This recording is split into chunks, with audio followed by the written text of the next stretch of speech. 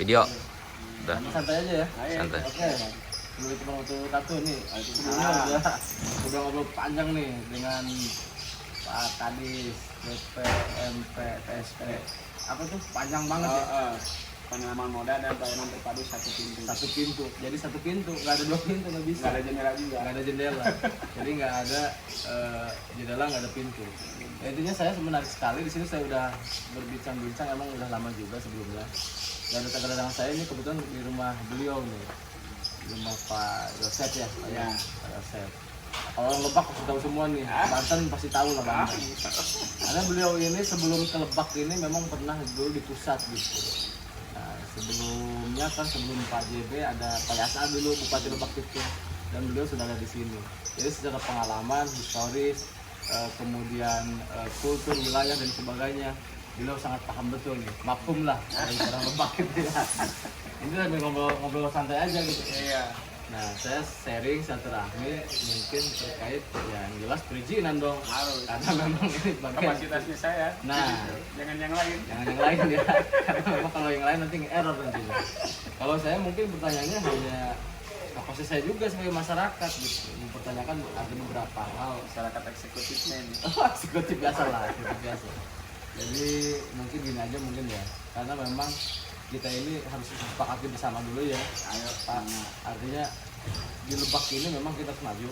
Investasi itu harus banyak, investor harus kita dukung, kita kawal, kita jaga, tapi tetap kita awasi, ingat loh.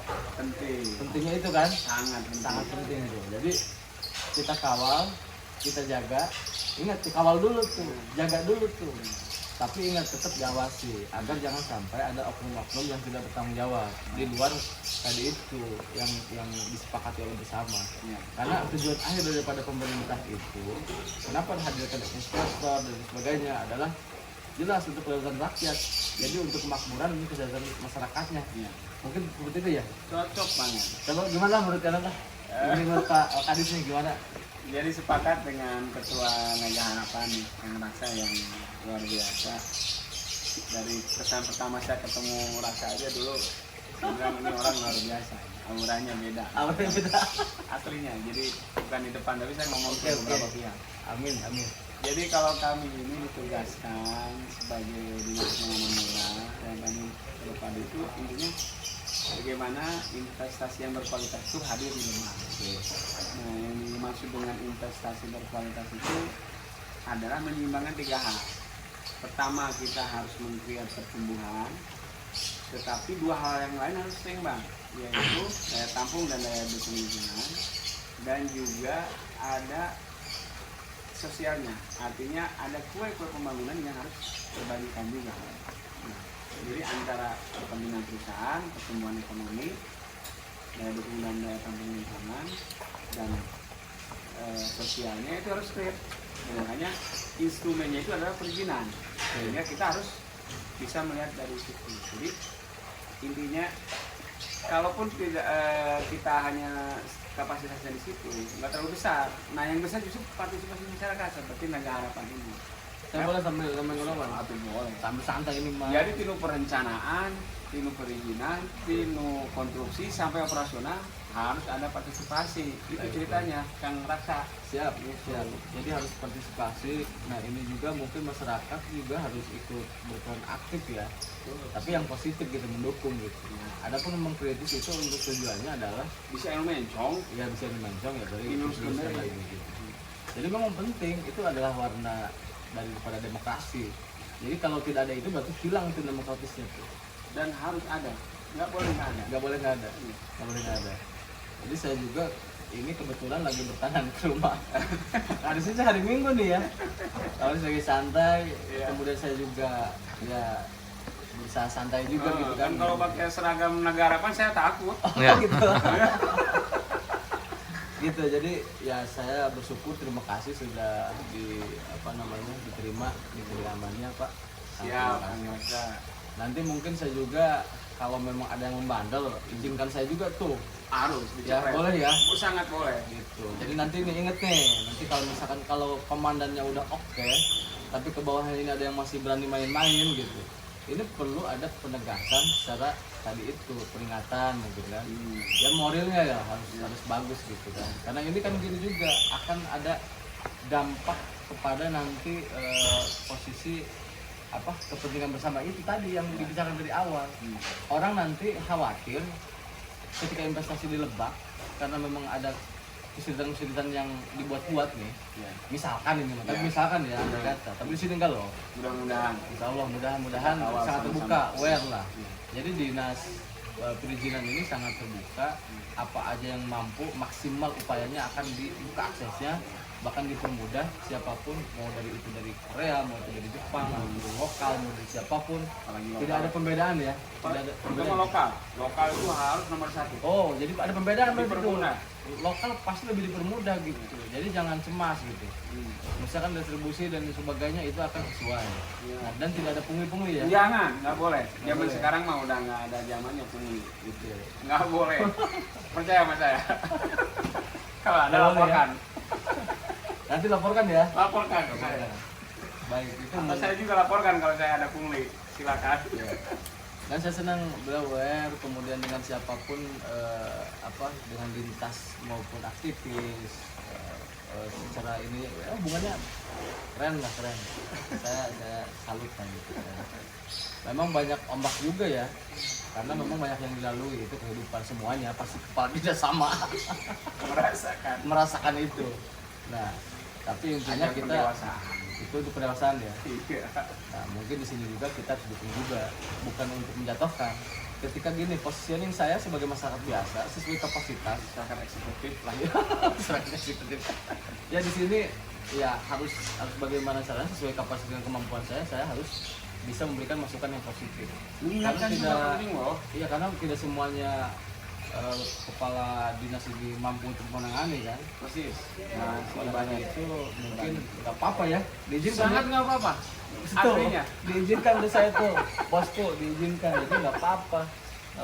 Jadi ketika misalkan ada yang mau investasi dan sebagainya, itu kita bisa dukung ya. harus. Dan insya Allah kami akan fasilitasi sebaik mungkin bahwa di lapangan nanti ada hal yang tidak sesuai prosedur, segera laporkan kepada kami. Kami juga membuat sistem pengaduan baik offline maupun online. Ada online, ada offline ya. Ada offline, ada online, dan itu pasti akan kami respon. Kalau offline-nya kayak gimana tuh? Langsung ke kantor, Langsung datang. ada di bagian pengaduan, kemudian yang kedua yang online. Bahkan di online bisa langsung dijawab, ada khusus. Jadi kalau misalnya ada bahkan yang tidak clear, tracking system kami ada, di belah mana susahnya. Kemudian kami juga begini, orang Lebak ini memang akhirnya suka berbedanya begini. Mereka itu mengajukan secara online itu ada keterbatasan. Nah ini yang terjadi sehingga beberapa tertolak karena ya data itu. Tapi kalau memang ada kami siapkan 3 orang pendampingan. Gitu ya. Jadi 3 orang pendampingan itu ya untuk mempermudah. Jadi bukan berarti bahwa kalau nggak datang ke kami itu sulit dan sebagainya, justru kami dibalik, justru kalau ada masalah datang ke kantor untuk kita selesaikan, tapi nggak ada apa-apanya, gitu aja untuk kita permudah. Jadi ada satu meja 3 orang gantian untuk mendampingi orang yang memohon izin, gitu. Intinya itu. Tapi Ada kalau- CCTV-nya juga loh. Ada ya. Di ruangan saya juga ada. Jadi nggak bisa macam-macam. Ya? Nah terus investasi yang banyak di Lebak ini ada berapa sih yang besar? Ya, jadi yang besar memang kalau asetnya yang besar di sektor perumahan, terutama di Kota Baru Publik Naga, kemudian sektor pertamanan di Sembilan Gunungan, dan dalam beberapa tahun ini adalah sektor transportasi, itu jalan tol. Yang banyak tapi kecil itu utamanya di peternakan dan perumahan skala menengah dan kecil. Nah, ini kan yang lagi ramai di peternakan nih, Ya, gitu kan. Sempat kemarin juga kan ada ya bahkan mungkin Pak Kadi sempat juga ada dipanggil oleh Dewan ya. berkali-kali Dewan tapi komisi satu, Nah sedangkan perizinan itu harusnya dengan komisi 2. komisi 2. Kok bisa salah begitu gimana tuh ceritanya? Nah, ini yang lucu. Apa harus dibuka juga nih? Kan ini kita kan keterbukaan informasi publik, jadi nggak apa-apa, biar nggak ada kerancuan kan Ya. gitu. Jadi dewan awal periode ini mungkin waktu itu beberapa tidak melihat perda yang dibuat oleh mereka sendiri di tata tertibnya bahwa mitra dari Komisi 2 itu adalah PMBTSP. Mitra Komisi 1 tidak ada PMBTSP. Jadi PMBTSP itu mitranya adalah Komisi 2. Nah, komisi itu di perdanya mereka. Jadi kalau Komisi 1 mohon maaf memanggil PMBTSP, mereka sendiri yang akan melanggar tatib. Makanya para pimpinan itu nggak mau menandatangani usulan Komisi 1 untuk memanggil kami. Tetapi secara kekeluargaan kami selalu datang, berkali-kali kami datang. Nah, jadi yang berhak waktu itu ya Komisi 2. Kemudian direvisi setelah itu. Jadi Komisi 1 juga ingin ikut. Artinya kami ini ada 2 komisi. Yang lain biasanya cuma 1 komisi mitranya. Ini harus ada 2. Kami ada 2, Komisi 1 dan Komisi 2. Nggak ada masalah buat kami. Hayu mangga silahkan. Ini kan ya walaupun nggak ada masalah tapi kan agak aneh juga ya. Iya, itu kan hak prerogatif mereka. Ya ini mah bagi saya lah masyarakat. Karena saya juga masyarakat. Contohnya kan saya sebagai masyarakat nih. Iya. Di sini tidak ada saya apa namanya disebutnya apa ya? Janjian apa gitu ya, nggak ada ya? Nggak ada sama sekali. Nggak ada, demi Allah. Dan saya baru ketemu Raksa sekarang. Nah, dan ini memang kita pembicaraannya memang dadakan, tidak ada yang di apa namanya manipulasi atau memang dipersiapkan gitu, bahasanya nggak ada. Ini dadakan aja. Pertanyaan saya juga dadakan, dadakan aja. Ya, jadi jadi kami di juga di verifikasi itu di bidang ekonomi. Bidang ekonomi itu adalah Komisi 2. Kalau Komisi 1 itu bidang pemerintahan dan hukum. Jadi secara profesional beliau akan selalu ikut lah aturan daerah. Walaupun ada 2 sih nggak apa-apa. Ya, senang saja. Jadi banyak teman. Iya, banyak teman justru bagus ya. Bagus. Ada hikmah lah pasti. Ada hikmah. Tapi saya juga di sini juga terus terang aja saya melayangkan surat kepada beliau nih. Secara artinya tertulis dan saya memohon juga kepada pihak DPM PST gitu kan. Kemudian LH, kemudian Bapak Litbang ya. Sekarang Bapak Litbangda. Oke, Bapak Litbangda, PUPR, kemudian PUPR, kemudian ke Bupati keputusannya. Dan insya Allah akan dijawab ya. Oh, dijawab. Saya kebetulan mungkin belum baca ya. Apa gimana saya juga saya klausulnya nggak apa-apa dibuka aja nih. Klausulnya saya di situ intinya adalah mempertanyakan satu. Itu kan RT RW itu kan baru pansusnya kan kemarin ya. Iya. Dibuat perda itu jadi diokekan bahwa istilahnya sebelum bencana. Nah, tapi sebelum-sebelumnya juga memang sebelum Bapak juga kan sudah ada memang berdiri ya. Di mana-mana di 28 kecamatan itu peternakan itu sudah ada sebetulnya. Bahkan saya juga pribadi pernah menanyakan sebelumnya bahwa saya pernah telepon tuh ke orang PUPR yang bagian tata ruang. Sajira ada nggak? Wah Pak, udah nggak ada, habis. Tapi nyatanya masih bisa ada dibangun. Saya nggak ngerti lah, mungkin ada saya nggak menjas juga. Mungkin di situ ada kebijakan-kebijakan kali ya. Iya. Saya juga nggak paham itu lah. Saya nggak paham itu. Tapi yang jelas pertanyaannya itu kenapa sebelum RT RW itu disahkan tapi sudah banyak berdiri? Itu kapasitasnya mungkin ya tadi itu sebagai Pak Kadis yang bisa menjelaskan. Itu nanti juga kan sinergitas dengan semua instansi kan. Oh iya. Jadi kan semuanya harus satu ini apa namanya dirangkum nanti dari LH. Nggak bisa dong Pak Kadis sendiri yang menjawab. Jadi dari LH, dari dulu mau Bapeda ya, perencanaannya dari pihak perencanaannya, dari lingkungan hidup yang AMDA lalin atau dan sebagainya yang terkait itu. Nah mungkin itu harus ada juga gitu. Jadi klarifikasi kami pertama memang izin di Lebak ini walaupun kita namanya PTSP tapi memang di seluruh Indonesia secara teknis masih melibatkan tim teknis. Jadi kita tuh hanya administrator. Jadi kalau bicara tata ruang harus ada rekomendasi dari PUPR. Hanya menerima lah. Hanya menerima baru nanti kita keluarin di TPR. Baik. Kalau misalnya untuk izin lingkungan, kami belum bisa mengeluarkan izin lingkungan kalau belum ada rekomendasi lingkungan berupa AMDAL atau UKMPL dari LH dan sebagainya. Nah, konteks kemudian saya juga ikut menyusun Perda 2 2014 tentang RT RW waktu di Bapeda. Jadi ini yang harus kita jelaskan ke semua pihak. Dengan Pak Edwin ya, dengan Pak Edwin. dengan Pak Edwin, Pak Edwin. Pak Edwin kan badan hukum. Oh, dulu saya dengan Pak Hasan. Pak Hasan ya. Ya. Jadi kapasitasnya konteksnya gini. Oke. Perda 2 2014 khusus pasal 40 itu disebutkan di sana rencana kawasan peruntukan peternakan. Jadi rencana kawasan peruntukan peternakan itu kita plotting sekitar 645 hektar untuk di 8 kecamatan. Rencana loh ini. Ya. Jadi saya minta data waktu itu pada saat menyusun perda itu Pak Kadis Peternakan di mana saja nih rencana peternakan, bukan hanya ayam, ada kebo, ada sapi. Yang sudah ada di sini Pak Yosef, peternakan sapi yang muncullah di 8 kecamatan. Itu untuk kawasan peternakan. Artinya adalah kegiatan usaha dari hulu sampai hilir, mulai dari pakannya bahkan sampai bikin nuggetnya, atau yang disebut skala besar di Kementan 2014-2020. Jadi jangan terjebak gara-gara tidak ada di 8 kecamatan disebutlah zona merah. Coba dicek di seluruh butir-butir perda, tidak ada bicara zona merah, tidak ada zona merah. Nah, ada pun cara kita menentukan di situ boleh atau tidak. Pertama, di Pola Ruang disebutkan zonasinya adalah pertanian lahan kering. Kebetulan di Lebak ini 80% kan pertanian agraria. Jadi saya yakin kolot-kolot kita semua pasti punya peternakan, bukan hanya di 8 kecamatan. Sebelum Perda 2 2014 jauh mungkin berpuluh-puluh tahun peternakan di mana juga boleh, asal ada di pertanian lahan kering. Nah, jadi pertama zonasinya pastilah lahan kering, masa ayam di lahan basah? Ya itu kan, masa juga di pemukiman kan, masa juga di perhutani. Nah, cara kita bekerja delineasinya ada di pertanian lahan kering. Tatkala itu ada yang mengajukan di pertanian lahan kering, itu boleh pertama.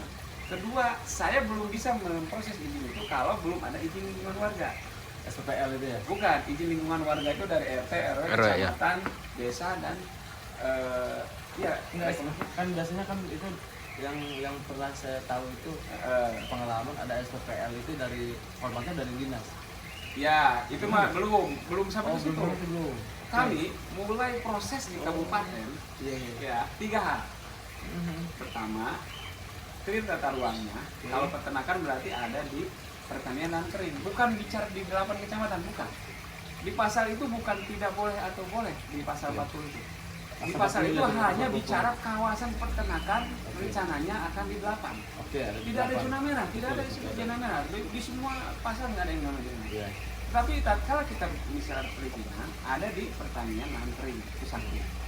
Kemudian saya belum bisa memproses kalau belum ada izin lingkungan warganya, bahwa ini harus clear, keinginan warganya harus clear, kekhawatirannya juga harus clear.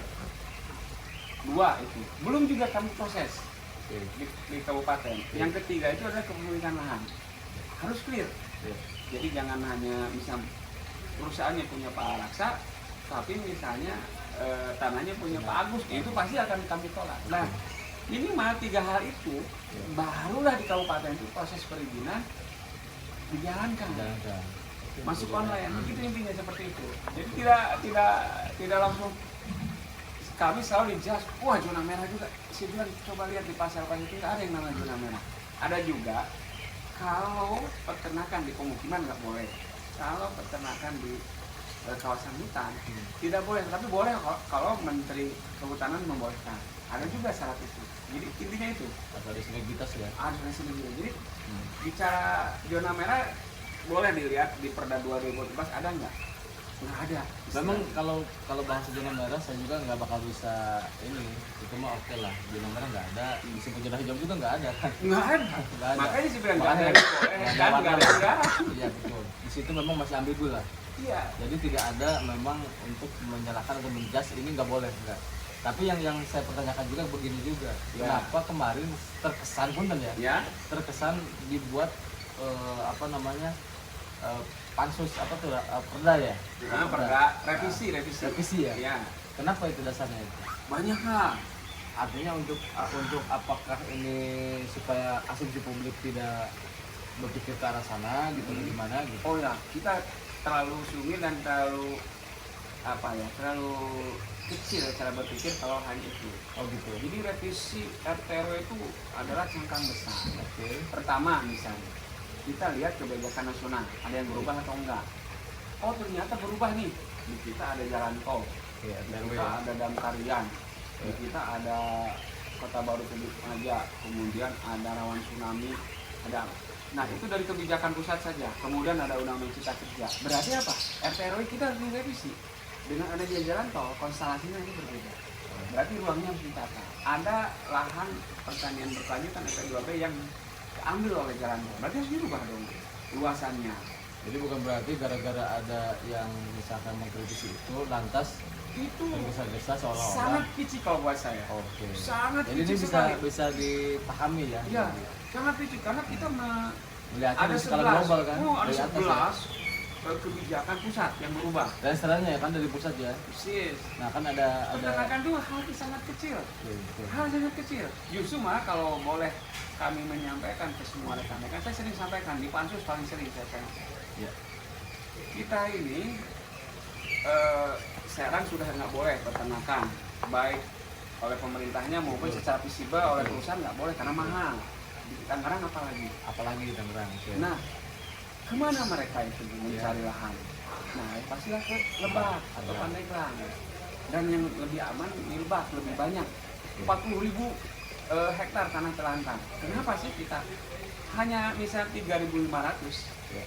Artinya kalau 3.500 hektar itu hanya 1% dari luas Lebak, 331.000 hektar. Dan rencananya itu 600 Dari 645 menjadi 3.500. Jadi hanya 1% dari luas Lebak. Jadi kalau ada bicara ini menjadi destinasi wisata laler, ya mangga. Tapi ini perbandingannya luas Lebak itu 350. apa ada bahasanya Destinasi destinasi wisata laler. Laler. Jadi bukan, jadi mungkin si inilah Ibu Bupati ya. Nah jadi peternakan itu lihat konstelasi wilayah juga. Oh mereka nggak ada. Berarti itu peluang kok. Kan betul bahwa itu ada dampak. Kan kita akan mencari peternakan yang menggunakan teknologi close yang mengurangi dampak. Jadi kan ada korelasi dengan ekonomi fiskal, polisi Iya. fiskal. Mau fiskal miskin politik. aja kan kita. Ya. Nah, maksud saya di sini juga ya nggak apa-apa ya. Maksudnya ini kan perwakilan nih. Harus. Undang-undang saya Sampaikan sebagai saja. masyarakat nih. Mudah-mudahan bisa mewakili semuanya. Nah, Jadi artinya kan gini juga. Di sini ada yang namanya salah satu, boleh saya sebutin nggak apa-apa ya? sangat. PT apa ya? Aduh saya lupa lagi. Utama Pro Indo yang ayam Yang ada di di mana-mana tuh, ada yang di Selayang ada. Saya lihat. Papuan. Kandun Popan. Mohon. Papan ya kayak gitu. Nah. Terus ada yang di Kita tolak yang Padangga. di Maja. Tolak ya Selayang Nggak ada. boleh di Maja. Tapi yang udah berdiri di sini nih kurang lebih nggak tahu ya berapa belas hektar gitu ya. Di Banjarsari. Nggak di sini nih di Sukaraja Gunung. Sukaraja Gunung. Oke, coba nanti saya lihat. Kampung Sukris. Hmm. Nah, kan itu dekat dengan warga juga. Hmm. Maksud saya gini, ini bukan berbicara konten itunya, saya nggak bisa berkatanya, nggak mengarah ke sana. Tapi di sini memang banyak kandang-kandang ayam. Saya juga lihat izin sipannya ada, izin sipannya ada. Nah, Di situ untuk MCK dan untuk produksi ada. Jadi berarti dia udah mematuhi aturan main. lain ya, yang itu juga. Terus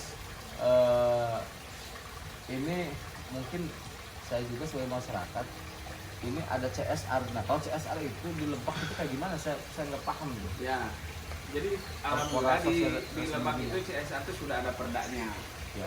Dan di perda itu salah satunya diamanatkan berbentuk forum CSR. Nah, forum CSR itu dibentuk oleh Bupati, dewasnya Pak Eri, Hati Eri, ada Pak Jojo dan berapa lah, ada Ustaz Asep juga. Nah, itu forum CSR lah yang harusnya bisa menginventarisir kebutuhan masyarakat dan juga mewajibkan si perusahaan itu melaporkan CSR ke si forum itu. Jadi sesungguhnya dimanapun termasuk di kita di Perda CSR itu nggak boleh pemerintah itu mengelola dana CSR. Betul. Jadi Itu dari maksudnya. CSR itu harus melalui forum CSR. Nah, Tetapi diperbolehkan juga si perusahaan itu bebas mau kemana saja. Nanti lapor ke forum CSR. mau kering satunya untuk 17 Agustus, untuk masjid, untuk apa silakan. Nah, Tapi memang lapor. memang kan gini, ini juga kan tidak banyak itu, bahkan saya juga baru tahu tuh ada Forum. ketuanya, ya ada forum Ya. itu, terus ketuanya Pak Ari. Pak Ari, dan di situ ada Pak Haji Ganip, dan di situ ada juga yang lainnya ya. Nah, kan itu juga gini, ada nggak misalkan di situ sebelum perjanjiannya hitam di atas putih bahwa ketika mau mendirikan ini siap dengan corporate social responsibility? Harus. Udah ada itu ya? Sudah ada. Berapa persen itu? Nah, presentasinya saya lupa, takut salah. Tapi minimal ada di 2 undang-undang.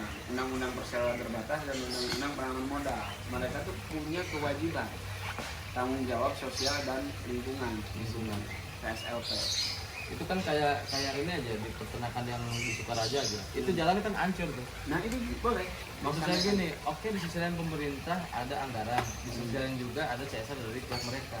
Tapi gini juga, saya berharap si CSR ini bisa transparan gitu. Oh iya, harus Harusnya dilaporkan dilaporkan ke forum CSR. ke forum CSR atau forum CSR-nya yang melaporkan kepada publik.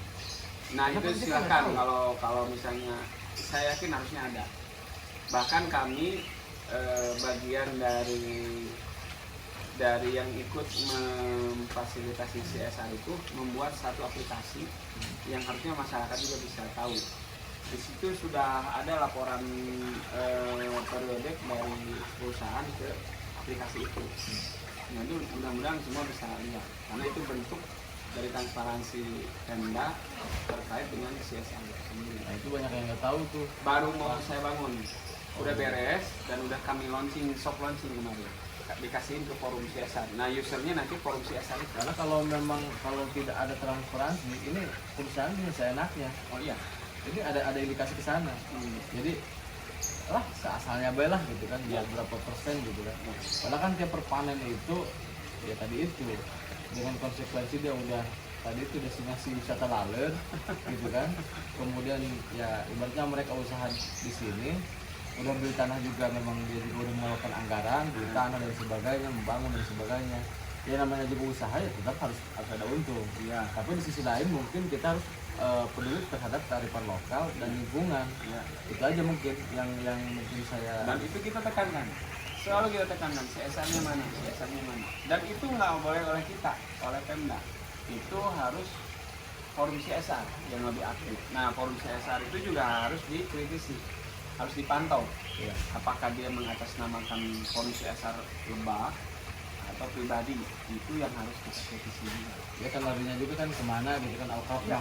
masih mana. Persis. Saya sih Ada laporannya. pengennya gini, ya punten ya. Ini kan saya muslim nih, muslim. Ini banyak pengusaha perusahaan peternakan, salah satunya pabrik gitu kan. Tapi di sisi lain banyak yang di jalan minta-minta juga gitu untuk kepentingan mahasiswa. Nah kalau memang ini ada CSR dan benar diolah, di sini ada seluruh gemilang dan sebagainya. Bahkan saya juga yakin bahwa sebenarnya senang dengan semua senang kan dengan itu, karena mereka juga ingin usahanya lancar, Ya. ingin usahanya lancar. Ya dari segi sudut agama manapun, kalau misalkan di Islam ya zakat lah, anggaplah zakat 2,5% gitu kan. Wakaf, infak, Nah, sedekah. saya juga kan di sini anggota saya kan ada yang di luar muslim juga, Iya. dan mereka juga sama kayak misalkan Katolik ada 10% bahkan Ya. gitu. Dan saya sering sharing gitu ya. Artinya berarti di sini nggak ada tabrakan dengan agama, nggak ada. Oh, Artinya nggak. agama justru mendukung. Forum Sepakat CSR ya? itulah, forum CSR itulah yang harus menjadi tambatan banyak pihak bahwa mereka harus bisa mengarahkan program CSR perusahaan. Iya.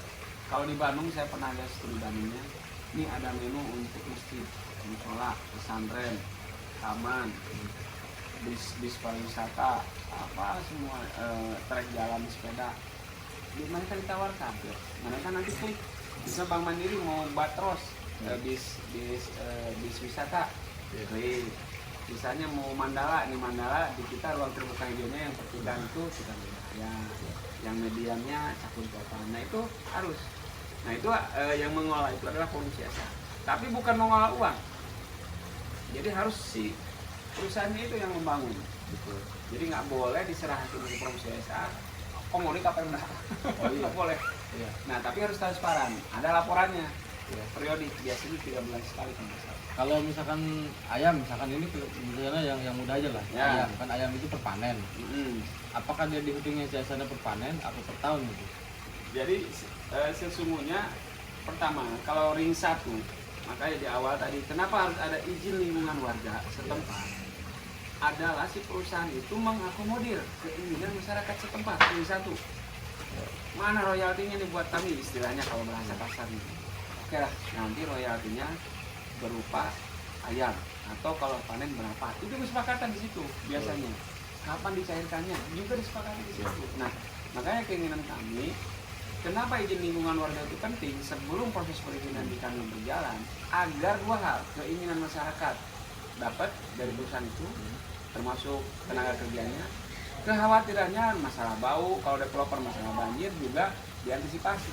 Jadi intinya di situ. Dari awal itu harus dikawal. Nah terus saya juga mau nanya nih Pak, terkait izin itu ada perpanjangan kan? Ada perpanjangan, tahun? ada perluasan, ada pengembangan, macam-macam. Ada Kalau perubahan. perpanjangan berapa tahun? Izin ternak misalkan, izin pabrik. Jadi kalau yang kita pahami yang biasanya izinnya dipanjang atau tidak itu, pertama izin pertambangan, kemudian izin lokasi. Izin lokasi itu kalau misalnya kita mau menguasai lahan 1 hektar untuk industri tapi belum dikuasai, kita kasih waktu 3 tahun izin lokasi. Kalau enggak, kita cabut izin lokasi. Nah kalau yang lain kayak IMB nggak ada batas waktu. Jadi selamanya hanya terus IMB itu. Tetapi ada perluasan. Misalnya rumah segini, ditambah jadi segini. Kalau ayam, ternak ayam sama, dia nggak ada perpanjangan, nggak ada. Tapi kalau perluasan juga ada. Tapi kalau dia berbenturan dengan tadi misalkan masyarakat menolak dan sebagainya, Ya, itu bisa ditutup ya? sangat bisa. Makanya saya sering sampaikan, instrumen perizinan itu bukan satu-satunya untuk mengendalikan itu. Tatkala beres instrumen perizinan dikasihkan, pada saat mereka beroperasi ada bau, ada apa, laporkan ke desa, ke kecamatan. Nah nanti dinas peternakan. Seperti halnya galian pasir di Cimarga. Oke. Dilaporkan, kita tutup 14 hari. Pak ini, Pak itu, ini dong ipalnya dong, jangan sampai masuk ke situ pelayanan, jangan masuk sampai ke sungai itu si pasirnya. Nah itu seperti itu. Nah sebelum dia melakukan itu, kita tutup dulu 14 hari. Ditutup gitu ya? Biasanya gitu kami mengikuti. Tapi kemudian gini juga sih, kadang-kadang masyarakat juga kan awam. Ya ini perlu apa namanya? Ya kita terbuka lah. Ya. Masyarakat kadang-kadang awam, Sangat awam. sangat awam. Kadang-kadang kan misalkan asal nerima uang ya punten lah. Pada Ya. faktanya kan gini juga ada orang yang kepentingan di lapangan itu. Ya. Itu udah hal yang lumrah lah. Ya. Kemudian ada tokoh-tokoh yang dilibatkan situ. Ya. Nah tokoh itu kadang-kadang ada yang tidak tanda tangan juga. Tapi kan kita nggak ke arah sana lah. Yang penting gini aja, maksud saya dengan sinergitas saya nih dengan Siap. Bapak dengan ke depan, saya sebagai masyarakat kebetulan saya juga ada wadah Naga Harapan Banten, kenapa Siap. tidak saya ikut berkontribusi untuk membantu tadi itu. Artinya kebijakan-kebijakan ini harus apa namanya nyampe lah. Ya. Misalkan CSR ini harus nyampe. Kemudian jangan seenaknya aja setiap pengusaha itu jangan hanya mengambil keuntungan. Ya. Tapi tetap di sisi lain kita kawal, kita amankan karena mereka juga merupakan aset pemasukan kita juga kan. Jadi biar imbang lah, biar imbang, tidak ada yang dirugikan kan begitu. Kira-kira sepakat nggak? Sangat sepakat, silahkan. Dan kami sering menyampaikan ke Pak Lurah, ke Camat, kalau bikin izin lingkungan warga, jangan ceplok tonggong tanda tangan. Harus ada sosialisasi. Kalau di situ mau ada kandang ayam, sosialisasi sampai clear, sampai mereka menandatangani itu tadi 2 hal, keinginannya dipenuhi secara rasional tentunya, juga kekhawatirannya juga diantisipasi. Tapi kalau misalkan masyarakat ketakutan nih, kan misalkan saya datang nih, nanti Ya. bantu masyarakat, udah Pak jangan takut, nanti juga Pak Gas juga ikut membantu Ya. apa namanya memfasilitasi terhadap pihak-pihak terkait gitu Ya. kan untuk perusahaan. Bisa ya? Sangat bisa, dan itu terjadi di mana terakhir itu, kira-kira apa di mana? Datang, ya, kita datangin perusahaannya, betul nggak kamu begini? Nah, ini clear. Tapi saya akan coba satu dulu nih. Nah, Yang di desa Sukaraja mungkin saya buat surat besok insya Allah. Karena kalau saya mah dadakan aja konsepnya, nggak pernah apa namanya rencana nggak bisa. Saya itu dadakan. Insya Allah besok saya bikin surat secepatnya. Nanti mungkin tembusannya ke Ya. boleh ya. Sangat boleh. Suratnya mau kemana nih? Ini langsung ke pihak perusahaan ya. Ya, boleh. Maksud saya di situ harus ada transparansi CSR. Kemudian CSR itu kan corporate social responsibility terkait dia kan di situ jalan hancur itu karena memang ada hilir mudik muatan Sir, bukan ayam. ayam. Ayam. Nah maksud saya gini minimal tadi penting karena saya semalam dari sana memang Ya boleh, itu sangat boleh. dari sana. Cuman saya memang nggak nemuin orangnya, cuman saya memantau di situ ada 3 kandang kalau nggak salah. 3 kandang kan kalau yang apa sih disebutnya ya tingkat itu berarti apa tuh? Kalau di kategorikannya itu kan ada yang kandang biasa, ada yang kandang Kalau usaha. iya apa sih sekarang ini? Ya ada Permanen lah, kandang permanen ya sebutnya ya. Permanen. Oh Nah, ya. terus saya juga pengen tahu nih kalau yang mikro, makro atau besar gitu. Itu kayak dihitungnya dari Ya, jumlah dari kandang, dari jumlah ekornya. ekor ya. Berapa ekor tuh? Jadi kan begini, namanya yang terbaru itu Permentan 14 tahun 2020. Oke. Di situ mengklasifikasikan usaha 4. Ada mikro, kecil, menengah, besar. Oke. Nah, ada 30 komunitas peternakan. Ya. Jadi ada sapi, kebo, ayam bertelur, ayam ras, ayam pedaging, Ya. sampai babi juga ada. Nah, karena yang lagi rame itu ayam pedaging, nah misalnya ayam pedaging. Yang mikro itu 0 sampai 5.000 ekor. Kemudian 5.000 sampai 50.000 itu kecil. 50.000 sampai 1.000.000 ekor itu menengah. 1.000.000 ekor ke atas itu besar. Per panen gitu. Itu per hari itu saja dia apa namanya memproduksi itu apa namanya memelihara ayam. Nah itu lihatnya dari situ. Jadi kalau misalnya dia 5.000 ekor, ya udah itu berarti masuk mikro. Seperti itu salah satunya di Permentan 14 tahun 2020. Diklasifikasikan mantan ya. Ya nanti saya share juga ada Permentan 14 tahun 2020. Itu berdasarkan usaha. Makanya tatkala di gunung bencana nggak boleh ada bahkan sampai mikro, itu sesungguhnya kesalahan dalam hal apa ya? Ya bahaya kalau mikro itu nggak ada di satu kecamatan. Kenapa? Ya orang tua kita kan punya 2 kebo, masa 2 kebo aja juga nggak boleh, kan mikro itu 0 sampai 5.000 misalnya kalau ayam. Ada orang tua kita punya 10 ayam kampung misalnya, itu berarti kita harus bilang ya Pak, nggak boleh. Nah ini cara-cara berpikirnya, jangan masalah bau saja. Betul. Kan ada bisa gini, tetangga kita punya ayam banyak segala macam, kan kita tegur dulu, Pak bau Pak, dan sebagainya. Jadi ada mekanisme mulai dari perizinan, pas dari produksi kan kita ada. Tinggal laporin saja, pasti kami akan datang. Dan peternakan sekarang juga lebih progresif. Kalau ada laporan dia langsung ke lapangan. Ya. Seperti itu. Emang radiusnya harusnya berapa ini ke pemukiman? Nah masalahnya ini nggak pakai radius sekarang mah. Tadi? Jadi kalau permentan yang lama itu 1 kilo dari pemukiman, kemudian 500. Nah sekarang mah nggak menggunakan radius, nggak menggunakan jarak, tapi namanya analisis risiko. Mungkin latar belakangnya karena dalam peternakan itu ada teknologi baru. Jadi nggak mesti 1 kilo juga kalau teknologinya close house yang ada AC-nya, Oh, yang ada angin itu yang ya, ada apa? blowernya. Blower, oke blower ya. Ya, itu berarti bisa meminimalisir dampak bau dan lalat. Nah, di analisis resiko oleh dinas peternakan boleh Pak, tapi kadang jauh, Ya. tapi dia konvensional, artinya tidak pakai apa-apa, itu bisa jadi nggak boleh secara analisis resiko. Kenapa? Baunya kemana-mana. Sepengalaman Anda nih, itu kan pasti Anda solidaritas dengan semuanya. Nah, Nah itu berdampak nggak sih kepada kesehatan itu? ya kalau secara kan ada AMDAL ya, ada UPL, Ya. itu dia pasti akan menghitung dampak disebutnya signifikan dan menyebar, dampak mendesak dan apa satu lagi. Nah mereka itu akan melihat di situ dampaknya. Kalau misalnya dampak untuk kesehatan ya, kalau menurut saya ya di Lebak ini yang masih rendah nggak begitu lah ya, nggak begitu. Apalagi kalau kami itu lebih pada ke close house. Jadi dampaknya itu akan kecil. Tapi kalau yang konvensional, kalau ditanya seberapa dampaknya, saya bukan orang kesehatan, tetapi bisa dihitung. Oh ini berdampak, oh ini pada saat panen banyak laler sama bau. Nah itu, cuman kita hanya menghimbau begini, kalau itu konvensional, nggak boleh ditebang pohon-pohon ini, karena pohon ini akan menghambat angin dan bau. Itu kami mengingatkan sebenarnya green belt. Oh gunda gitu ya. Ya, jadi nggak boleh ditebang supaya menghambat.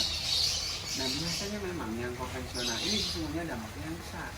Kalau yang close, mereka justru nggak boleh ada lalat di ayam itu. Dia pakai kimia, saya ada bakteri aja habis oleh fertilizer itu. Kita aja masuknya harus steril. Pernah nggak masuk APD gitu ya. APD kemudian disemprot gitu. Iya.